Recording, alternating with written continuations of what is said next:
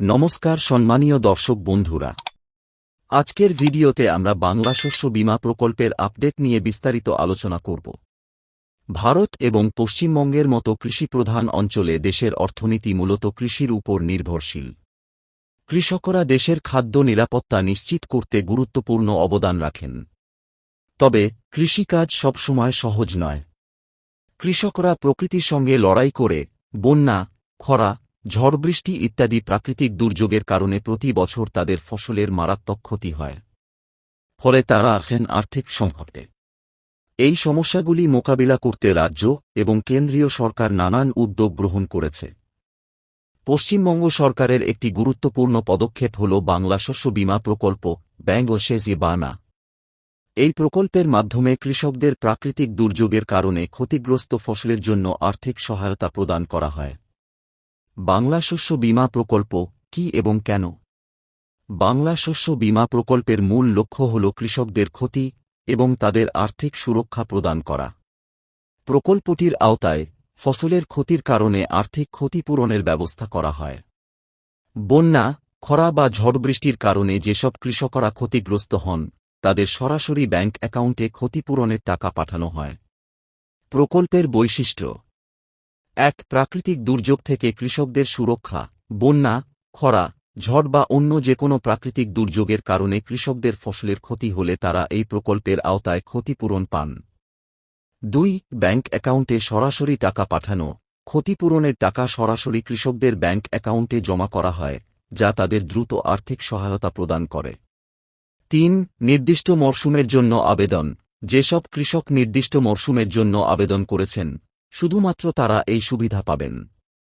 বর্তমানে 2024 সালের খরিফ মরশুমের জন্য ক্ষতিপূরণ বিতরণ করা শুরু হয়েছে। যেসব কৃষক বাংলা শস্য বীমা প্রকল্পের আওতায় আবেদন করেছেন এবং যাদের ধানের ফসল বৃষ্টির কারণে ক্ষতিগ্রস্ত হয়েছে, তারা ক্ষতিপূরণ পাচ্ছেন।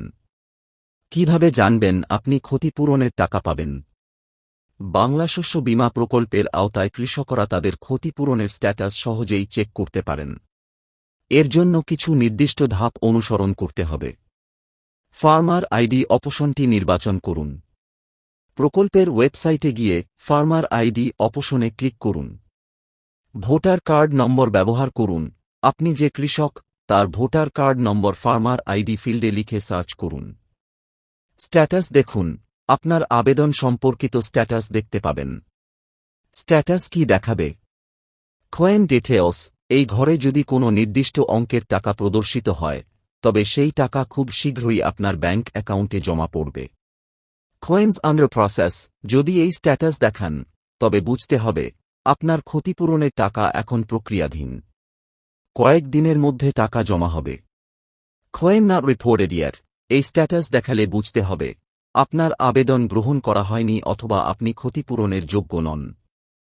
বাংলা শস্য বীমা প্রকল্প কৃষকদের জন্য একটি আশার আলো। বাংলা শস্য বীমা প্রকল্প কৃষকদের আর্থিক সুরক্ষা নিশ্চিত করতে এবং তাদের দুঃসময়ে সহায়তা প্রদান করতে বড় ভূমিকা পালন করছে। এই প্রকল্পের মাধ্যমে কৃষকরা প্রাকৃতিক দুর্যোগের কারণে ক্ষতিগ্রস্ত হলে আর্থিক সহায়তা পেয়ে তাদের ভবিষ্যৎ পরিকল্পনা করতে পারছেন এবং তাদের কঠিন পরিস্থিতিতে একটি নির্ভরযোগ্য আশ্রয় পাচ্ছেন। বাংলা শস্য বীমা প্রকল্প আরও বিস্তারিত ব্যাখ্যা। ভারত এবং পশ্চিমবঙ্গের মতো কৃষিপ্রধান অঞ্চলে কৃষকরা দেশের অর্থনীতিতে গুরুত্বপূর্ণ ভূমিকা রাখছেন।